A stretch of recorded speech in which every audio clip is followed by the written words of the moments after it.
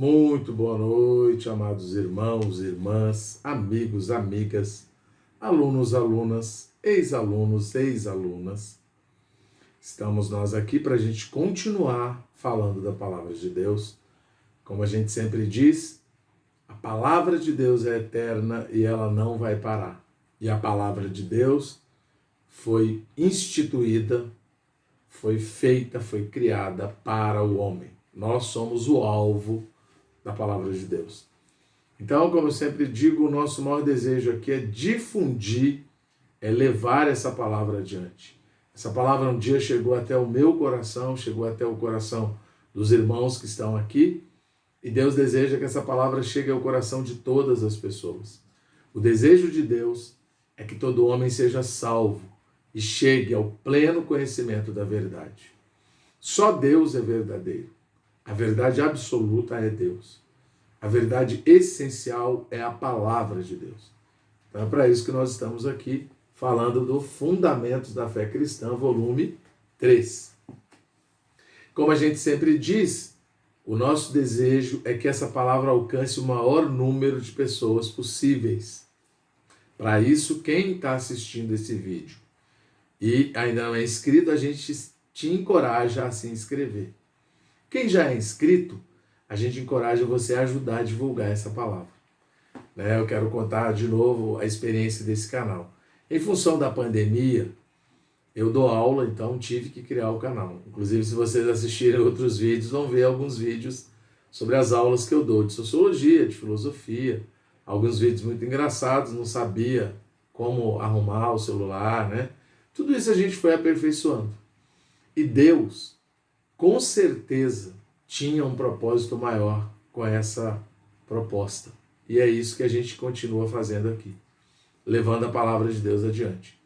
Nosso desejo é fazer com que vocês conheçam o máximo da palavra de Deus, né?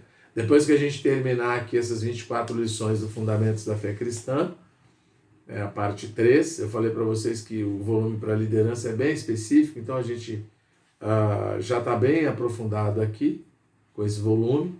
A gente vai ler a Bíblia. Não a Bíblia inteira, mas os 5 livros do Pentateuco, alguns profetas maiores e o Novo Testamento inteiro nesse canal. Esse é o desejo do coração de Deus e do nosso coração também. Tá certo? Então vamos aí para a nossa lição 19. Já estamos quase chegando ao final do livro. O título é A Igreja, parte 4. E o título grandão é A Vida da Igreja. Os títulos menores, Tomar a Cruz, A Vida Familiar, A Vida Social e o Serviço a Deus. E a leitura de referência é 1 Timóteo 3,15, eu já deixei marcado aqui, que diz assim: para que se eu tardar, fiques ciente de como se deve proceder na casa de Deus, que é a igreja do Deus vivo, coluna e baluarte da verdade. Tá vendo que maravilha? Então Paulo aqui, ele aconselha Timóteo, ele deixa Timóteo ciente de como se deve proceder na igreja, na casa do Deus vivo, que é a coluna e base, ou coluna e baluarte da verdade. Tudo bem? Então vamos aí caminhar nessa lição.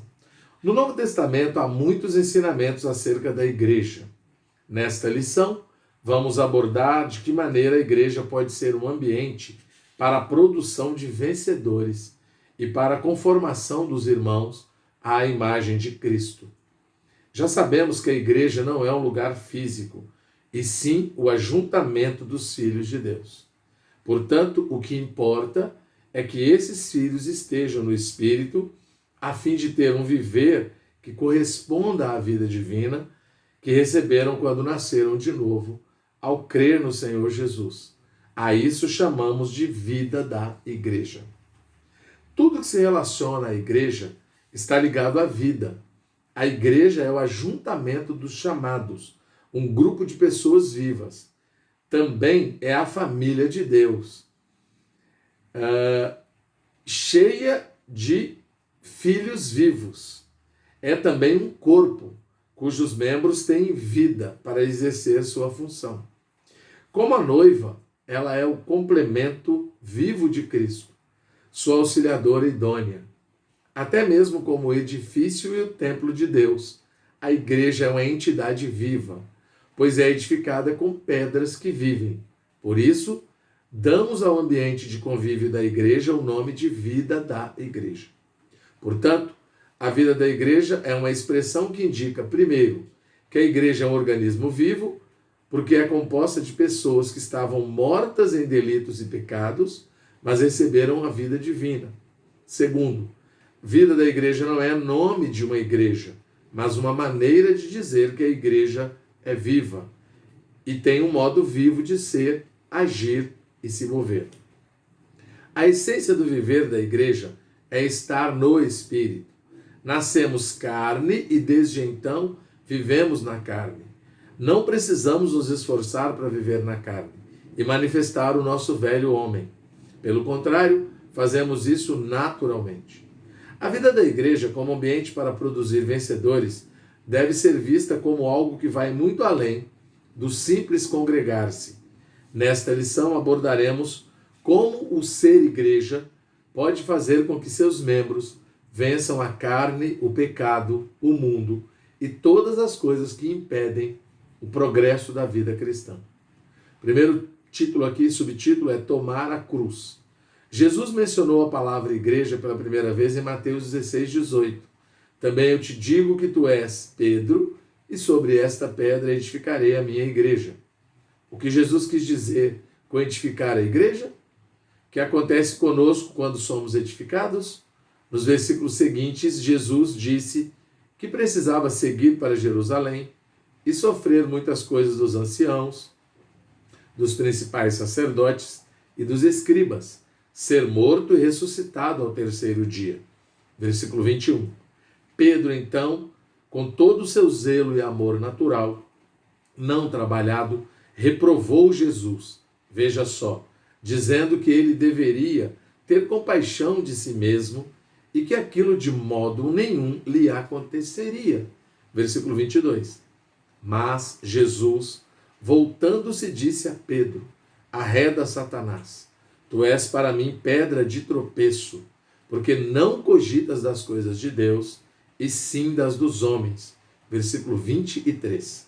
Foi uma resposta bastante pesada.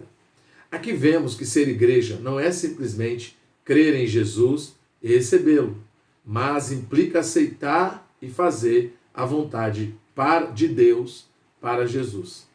Ser igreja, portanto, é seguir o caminho da cruz tomado por Jesus. Baseado nisso, disse Jesus a seus discípulos: se alguém quer vir após mim, a si mesmo se negue, tome a sua cruz e siga-me. Versículo 24. Vemos aqui que a vida da igreja é seguir Jesus. E para segui-lo, cada seguidor, cada discípulo, cada membro da igreja deve tomar a cruz, assim como ele tomou a sua. Em quais momentos, então, alguém faz parte da igreja, alguém que faz parte da igreja deve tomar a cruz? Bem, quem faz parte da igreja está inserido no ambiente familiar, no ambiente da escola ou faculdade e também no ambiente do trabalho. Em todos esses lugares, estamos relacionando com pessoas, seja na vida familiar ou social, e você não deixa de ser igreja. E lá deve seguir o Senhor, tomando a cruz e negando a si mesmo. Portanto, viver a igreja e ser edificado é algo que ocorre o tempo todo, em todos os lugares e em todos os nossos relacionamentos. A vida familiar. A vida familiar, por exemplo, é um dos ambientes nos quais passamos a maior parte do nosso tempo. Ela corresponde à aplicação da palavra de Deus no relacionamento entre os cônjuges e entre pais e filhos. Efésios é um dos livros que traz revelações sobre a igreja e está dividida em duas partes. A primeira diz respeito ao ensinamento sobre a igreja. A segunda, à prática. Nos capítulos 5 e 6, por exemplo, Paulo fala uma palavra ao marido e à esposa. Capítulo 5, versículos 22 e 23. Aos pais e aos filhos. Capítulo 6, de 1 a 4. A relação conjugal é interpretada por Paulo como uma relação entre Cristo e a igreja. Ao dizer como os maridos devem amar a esposa, ele dá o exemplo de como Jesus amou a igreja, entregando-se por ela na cruz. Efésios 5, 25. Em outras palavras, a relação conjugal deve ser baseada no modelo de entrega que Jesus realizou. A cruz. Marido e mulher devem tomar a cruz enquanto se relacionam. Isso tanto lhes proporciona um relacionamento vencedor, como os transforma e santifica. Uma família normal deve ter como metas a salvação de toda a família, o crescimento espiritual, o aperfeiçoamento dos dons e a cooperação com Deus no estabelecimento e na expansão do reino de Deus na terra. É o caso, por exemplo, da família da Senhora eleita, mencionada por João em sua segunda epístola, pois ela e os filhos andavam na verdade, de acordo com o mandamento que receberam da parte do Pai, 2 João 4. De Áquila e Priscila, casal de cooperadores de Paulo que arriscaram a vida na obra do Senhor, Romanos 16, 3 até 4.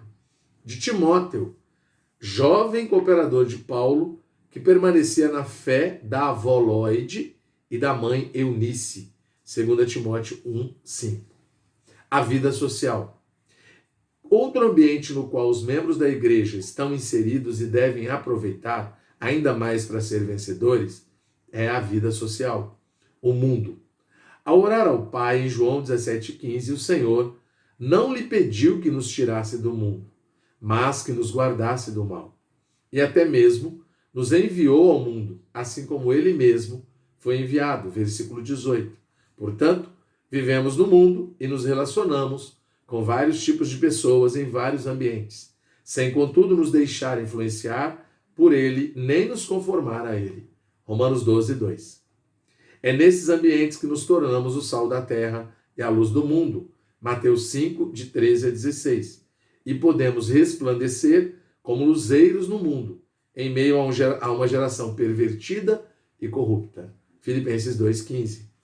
É na sociedade que damos testemunho do Senhor e ganhamos pessoas para Ele. E é no mundo que a igreja pode ser uma cidade edificada sobre o monte. Estamos no mundo, mas não pertencemos a Ele. Por isso, quando nos utilizamos do mundo, devemos ser como se dele não usássemos. 1 Coríntios 7, 31. Nossos relacionamentos no mundo devem ter o propósito de partilhar com as pessoas as riquezas que desfrutamos de Cristo e pregar-lhes o evangelho dessas insondáveis riquezas, visto que a boca fala do que está cheio o coração. Quanto mais desfrutamos o Senhor e nos enchemos dele, mais ele pode transbordar de nós em palavras e testemunho para alcançar outros e ganhá-los para ele. No ambiente escolar, os cristãos devem empenhar-se para ser os melhores, a fim de ter bom testemunho e o nome do Senhor não ser envergonhado. O mesmo deve ocorrer no ambiente profissional. Se trabalhamos para irmãos, não podemos tomar liberdades pensando que nosso relacionamento espiritual nos isenta de ser produtivos, submissos, diligentes e sérios. Em todas as coisas e em todos os lugares, devemos fazer tudo como para o Senhor e não para agradar homens. Efésios 6,6, Colossenses 3, 22. Igualmente, se temos funcionários que são irmãos, não devemos aproveitar-nos como se não tivéssemos para com eles responsabilidades e obrigações de cuidar deles e apacentá-los, nem precisássemos dar-lhes a devida importância. A vida social é a esfera na qual se aplica a palavra de Deus ao relacionamento do crente com o ambiente ao redor, com a vizinhança, a escola, o trabalho, etc. E tem como meta o cumprimento do propósito de Deus pelo crescimento em vida e a adequada experiência espiritual do crente no relacionamento espiritual com o mundo. Serve para que o Filho de Deus aprenda a obediência por meio da submissão às autoridades representativas de Deus, com temor e sinceridade, de boa vontade e sem segundas intenções. Efésios 6, de 5 a 8, 1 Pedro 2, 13 e 14. Também é útil para que aprenda a exercer a autoridade representativa de Deus com temor e sinceridade, sem ameaças nem acepção de pessoas. Efésios 6, 9. A vida da igreja, na esfera social, deve ressaltar as características do cristão adequado, como não ter personalidade dupla ou tripla. 2 Timóteo 1,5, Tiago 1, 5 a 8. O cristão é alguém que confia em Deus e em suas promessas. 2 Pedro 1, 4. Exercita a fé. Hebreus 4, 2. Toma decisões baseadas na oração e na palavra. Filipenses 3, de 13 a 14, Lucas 18, 1. Está disposto a odiar as relações naturais e até mesmo a própria vida. Lucas 14, de 25 a 27. E deixa a velha maneira de viver a fim de se preparar para a vinda de Cristo. Efésios 4, 17, do 22 ao 24 e 2 Timóteo 4, de 6 a 8. O serviço a Deus, a igreja, é um sacerdócio real. 1 Pedro 2, 9. O sacerdócio é o ofício de servir a Deus. No Antigo Testamento, os sacerdotes e levitas tinham a incumbência de servir a Deus, fosse oferecendo sacrifícios, fosse desmontando o tabernáculo ou até mesmo tocando instrumentos e vigiando as portas na época do templo. No Novo Testamento, a igreja serve a Deus. A vida da igreja, portanto, é um viver de servir a Deus. Há várias maneiras e momentos para servir a Deus na igreja. Um dos objetivos do serviço a Deus no Novo Testamento é aperfeiçoar e edificar a igreja, como diz Efésios 4, de 11 a 13.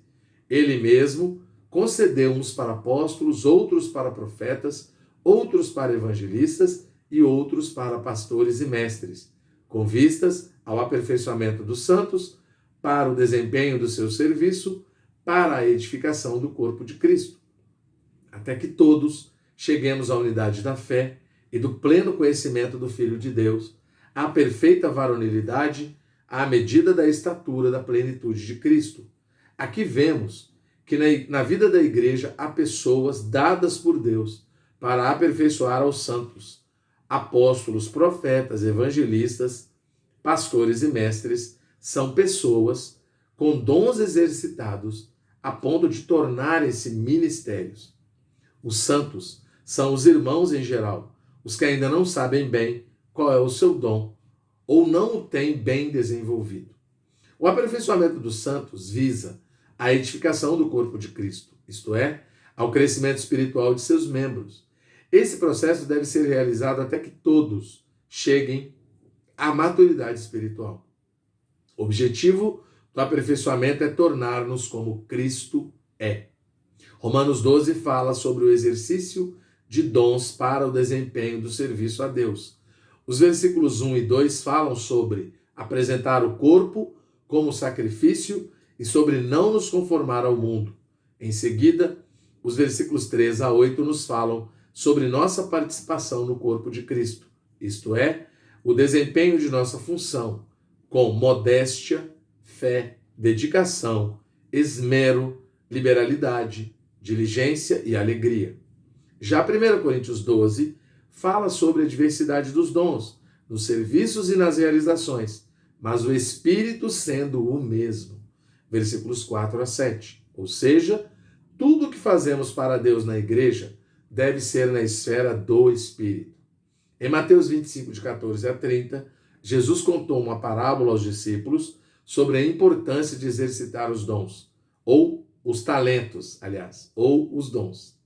Na parábola, o servo que recebeu apenas um talento, no versículo 15, o escondeu. O versículo 18, e foi reprovado por seu senhor.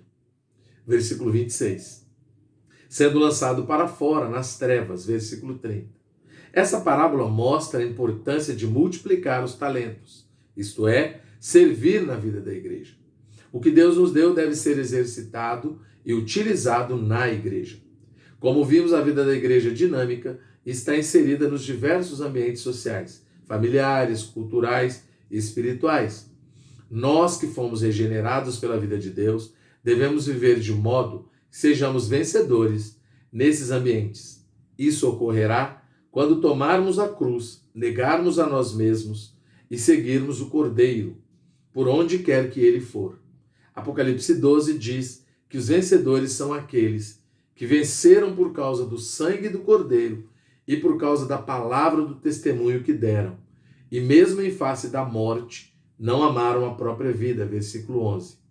Isso quer dizer que a igreja é composta por pessoas imperfeitas que pecam, mas que se lavam no sangue do Cordeiro, pessoas que dão testemunho da palavra em seu viver e negam a si mesmas, tomando sua cruz e fazendo morrer sua natureza pecaminosa. Por fim, Lucas 17, de 34 a 36 diz: digo-vos que naquela noite 2 estarão numa cama, um será tomado e deixado o outro. 2 mulheres estarão juntas moendo, uma será tomada e deixada a outra. 2 estarão no campo, um será tomado e o outro deixado. Isso mostra que a vida da igreja deve ser vivida em todas as esferas. Familiar, 2 estarão na cama, e social, 2 estarão moendo e 2 estarão no campo, isto é, trabalhando. A vida da igreja acontece no dia a dia, de manhã ao acordar, na escola com os colegas de aula, de sala, no trabalho com o chefe, no trânsito, enfim, em todo e qualquer ambiente em que estivermos. Que o Senhor nos supra de graça, dia a dia, para vivê-lo onde quer que estejamos. Louvado seja o Senhor. Espero que essa lição ajude vocês. Deus abençoe. Boa noite.